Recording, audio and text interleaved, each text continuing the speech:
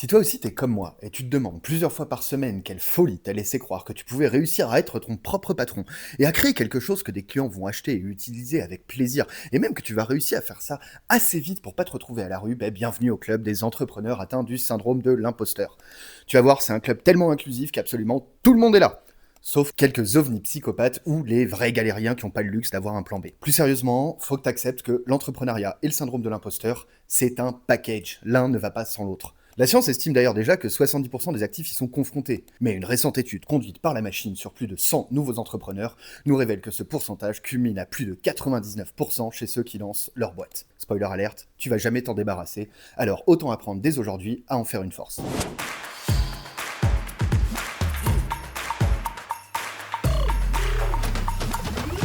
Bienvenue dans la 29e édition de la MTV, le rendez-vous hebdo de ceux qui veulent lancer leur première boîte comme si c'était la 10e. Si c'est ton cas, abonne-toi maintenant, ça prend une seconde et ça peut changer ta trajectoire. Je suis William Sadrin, cofondateur de La Machine, l'incubateur en ligne qui t'accompagne au quotidien pour te lancer dans les meilleures conditions. Et tu l'auras compris, aujourd'hui on parle du syndrome de l'imposteur. Un sujet que tout le monde ressent en vrai, mais dont trop peu parlent et qui fait des ravages. C'est un grand nombre d'entrepreneurs qui se lancent pour la première fois. Et pour changer, je vais commencer cette édition par te raconter une anecdote. Pas la mienne, mais celle de Neil Gaiman, un auteur de romans. Un jour, il va à un dîner qui rassemble une sélection assez impressionnante d'artistes, de scientifiques, de gens qui ont en fait vraiment fait des choses qui ont marqué notre époque.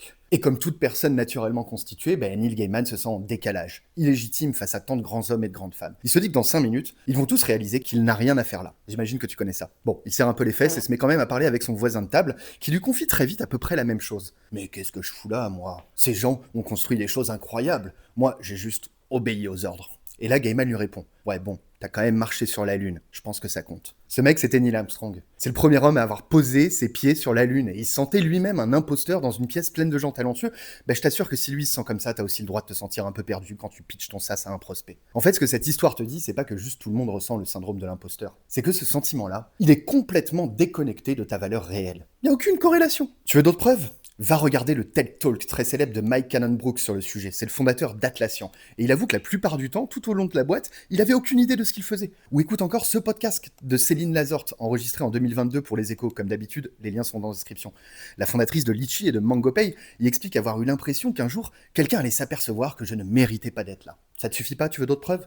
L'entrepreneur américain Sam Parr a fait au début de l'année un sondage auprès de 1000 start-upers américains sur la question. Attention, pas des gars qui démarrent, que des mecs établis, qui ont déjà vendu une boîte ou plusieurs, et qui aujourd'hui font plus de 3 millions de dollars par an. Voici quelques-unes de leurs réponses choisies. Je cite: le syndrome de l'imposteur ne disparaît jamais, il change simplement de forme. Au début, c'est ai-je ma place ici? Plus tard, ça devient suis-je la bonne personne pour ce niveau de responsabilité? Un autre des sondés a dit: j'ai renommé mon syndrome de l'imposteur en syndrome de croissance. Si vous en souffrez, c'est que vous êtes au bon endroit. Cela signifie que vous faites quelque chose de nouveau. Allez, un dernier verbatim pour la route. La plupart des fondateurs qui réussissent des paris énormes sont des véritables psychopathes. Ils ne ressentent pas le syndrome de l'imposteur de la même façon. Pour le commun des mortels, ça veut juste dire qu'on est sain d'esprit. En fait, le syndrome de l'imposteur, dans sa définition clinique, c'est le fait d'attribuer systématiquement tes réussites à la chance ou à la tromperie, plutôt qu'à ta compétence. Et d'être persuadé qu'un jour, tout le monde va s'en rendre compte. Et les entrepreneurs, ils sont plus exposés que la moyenne, pour évidemment 3 raisons très concrètes. La première, c'est que nos références sont complètement déformées. Quand tu regardes qui tu devrais être en tant que fondateur, t'as dans la tête des mecs comme Musk, comme Bezos, ou des gens qui ont levé des centaines de millions, construit des équipes de 1000 personnes, et redéfini des marchés entiers. En fait, c'est normal que tu te sentes en dessous. Ta référence, elle est complètement hors sol. Merci le monde moderne et les réseaux sociaux. La deuxième raison, c'est que le métier d'entrepreneur te force à te vendre en permanence. Tu pitches, tu convaincs, tu rassures tes clients, tes associés, parfois tes proches, et très souvent évidemment toi-même. T'es obligé d'afficher une confiance que t'as pas toujours. Et cette dissonance entre ce que tu projettes et ce que tu ressens à l'intérieur, elle alimente le sentiment d'imposteur. Tu te dis que tu joues un rôle, que t'es pas authentique, que t'es en train de mentir. Alors qu'en réalité, tout le monde fait pareil. Et tout le monde croit que les autres, eux, méritent pas leur place, leurs résultats. La troisième raison, c'est l'effet Dunning-Kruger. En gros, plus t'es compétent sur un sujet, plus tu réalises l'étendue de ce que tu ne sais pas encore. Donc plus tu sais de choses, plus tu te sens incompétent. C'est paradoxal, mais c'est mécanique. Et tu le sais, quand tu lances ta boîte, tu vas passer au début beaucoup de temps à apprendre, et donc à te rendre compte un peu plus chaque jour de la taille réelle de ton ignorance. Et ça, c'est un signal de conscience, pas d'incompétence. Bref, le vrai problème, en fait, c'est pas le doute, c'est pas le syndrome de l'imposteur. C'est que ce doute peut se transformer en paralysie et va te bouffer du temps de cerveau alors que t'as déjà 1000 trucs à craquer. Avant de passer à ce que je te conseille de mettre en place pour entreprendre plus facilement avec ton syndrome de l'imposteur, oublie pas de lâcher un pouce, de commenter ou de partager ce contenu à quelqu'un qui se lance, il t'en remerciera et moi aussi. On reprend. Je vais maintenant te partager ce qu'on conseille en fait aux entrepreneurs de la machine, qui, je te le rappelle, sont tous sujets au syndrome de l'imposteur. Premièrement, verbalise, parle. La grande majorité, en fait, ils souffrent en silence, persuadés d'être les seuls. Juste le fait de commencer à en parler, ça dédramatise. Ça te sort très vite de l'illusion que tout le monde autour de toi est pleinement confiant et légitime.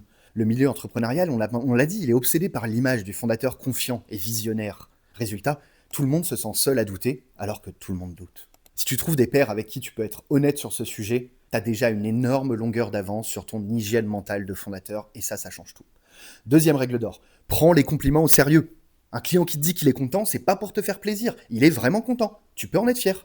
Quand un potentiel mentor te dit qu'il voit quelque chose en toi, quand quelqu'un te remercie d'avoir réglé un problème réel, enregistre l'info et porte fièrement la médaille. Pas pour fanfaronner, mais pour construire en fait une base factuelle contre le narratif qui est raconté par ta petite voix intérieure. Elle ment souvent. Les gens qui t'observent de l'extérieur un peu moins. Troisièmement, et c'est peut-être le plus important, accepte tes facilités et tes talents. Tout le monde croit qu'il existe des personnes avec des dons naturels, sauf les personnes avec des dons naturels. Je sais pas si t'as remarqué, mais en fait, les personnes naturellement douées pour quelque chose sont souvent extrêmement surprises de voir que les autres n'y arrivent pas. Perso, pour ma part, c'est avec l'écriture. J'ai un gros syndrome de l'imposteur sur la question, parce que c'est facile pour moi. Et je comprends pas pourquoi c'est aussi dur pour les autres. Et ça, en fait, c'est sans doute un très bon indicateur de ses propres talents. Pose-toi la question donc, dans quel domaine les autres te sentent-ils inexplicablement mauvais? Avoir raison, ça compte pas, hein, bien sûr. Bah ouais, logique. Pour conclure, accepte que le syndrome de l'imposteur est donc une marque de fabrique des gens qui s'attaquent à des choses difficiles. Ceux qui ne le ressentent jamais sont soit fous, soit ceux qui n'ont jamais eu l'ambition de faire quelque chose qui dépasse leur zone de confort. Donc si tu te sens illégitime, si tu doutes de ta place, si tu as l'impression que les autres sont plus solides, plus clairs, plus sûrs d'eux que toi, rappelle-toi Neil Armstrong dans cette pièce. Rappelle-toi que tout le monde est dans le même bateau. Rappelle-toi qu'être adulte, ça veut absolument rien dire, qu'on est tous des grands enfants, qui ont travaillé dur pour atteindre leurs objectifs, qui ont eu un peu de chance et qui ont très souvent été vachement dépassés par les événements. Chacun essaye d'être la meilleure version de lui-même. Et sincèrement, je peux rien te souhaiter mieux que ça pour passer une belle vie. Avant de passer aux actus, n'oublie pas de t'abonner et si tu veux te lancer pour de vrai, tu sais où nous trouver, www.lamachine.com. Au menu des news de la semaine, je te parle des raisons qui motivent Pékin à bloquer le rachat de l'agent chinois Manus par Meta, mais aussi du dernier Request for Startup de Y Combinator qui vient de tomber et nous apprend quelles sont les boîtes que le meilleur incubateur du monde cherche à accompagner. Et on commence par ça. C'est un rituel trimestriel. YC vient de publier la liste des startups qu'ils aimeraient financer et accompagner pour leur prochain batch cet été. Si t'as pas d'idée et que tu veux te lancer, et que t'as pas peur d'être ambitieux évidemment, c'est le meilleur point de départ pour t'essayer au startup game. Si t'es déjà la tête dans le guidon, en fait c'est toujours une super bonne lecture pour prendre du recul sur l'impact de l'IA dans le monde des entreprises et sur les leviers à privilégier aujourd'hui pour ta startup. Et au passage, ça t'offre évidemment une super bonne vision de ce qu'attendent les investisseurs en 2026. Cette fois, pas moins de 15 thématiques sont abordées par les différents partenaires de YC, allant des IA au service d'une agriculture sans pesticides, aux systèmes de défense anti-essaim de drones, en passant évidemment par tout type de start-up nativement IA, les logiciels pour agents, les services pilotés par IA ou encore les systèmes d'exploitation IA pour les entreprises établies. Et comme c'est le cas depuis plusieurs mois, ça confirme la hausse générale du niveau d'ambition attendu par les investisseurs. Je t'en dis pas plus, pour découvrir ça, suis le lien en commentaire. Sur un tout autre sujet, je sais pas si t'as vu, mais lundi dernier, la Chine a interdit le rachat de Manus par Meta. On parle quand même d'un deal à 2 milliards de dollars, déjà conclu, et sur lequel ce sera extrêmement compliqué de revenir en arrière. Mais si je t'en parle, c'est pas pour que t'aies pitié de Zuki qui décidément n'arrête pas d'enchaîner les galères dans l'IA. Non, si je t'en parle, c'est parce que cette décision va avoir des impacts très très importants sur les relations internationales dans la tech. Petit rappel du contexte pour ceux qui n'ont pas tout suivi. Manus, c'est le premier agent IA généraliste vraiment bluffant qui avait fait le buzz début 2025. Quelques mois plus tard, en juillet, la boîte déménage à Singapour, justement pour s'éloigner de la juridiction de Pékin. Meta rachète le tout en décembre pour environ 2 milliards de dollars, ferme les opérations en Chine, intègre toutes les équipes de Manus dans ses bureaux à Singapour, et le deal est bouclé. Et là, 4 mois plus tard, Pékin dit « Non, détricotez-moi tout ça ». Le truc, c'est que le mariage étant déjà consommé techniquement, c'est aujourd'hui impossible de rétro-pédaler sans faire énormément de casse au passage. On peut simplement pas remettre le dentifrice dans le tube. Il y a donc un autre message derrière cette annonce de Pékin. En fait, les fondateurs de Manus avaient fait exactement ce que toute une génération d'entrepreneurs chinois rêvait de faire. Quitter la Chine, se relocaliser à Singapour pour lever des fonds auprès d'investisseurs américains, avant de se faire racheter par un géant US à prix d'or. C'était le playbook parfait, et Pékin vient de sonner la fin de la récré. À tel point d'ailleurs que les deux cofondateurs de Manus sont en ce moment sous interdiction de quitter le territoire chinois. Le vivier de talents chinois, en IA, leur modèle, leur propriété intellectuelle, Pékin en fait traite désormais ça comme une ressource stratégique. Exactement ce que font les Américains avec les semi-conducteurs. Et ça, c'est le vrai sujet géopolitique.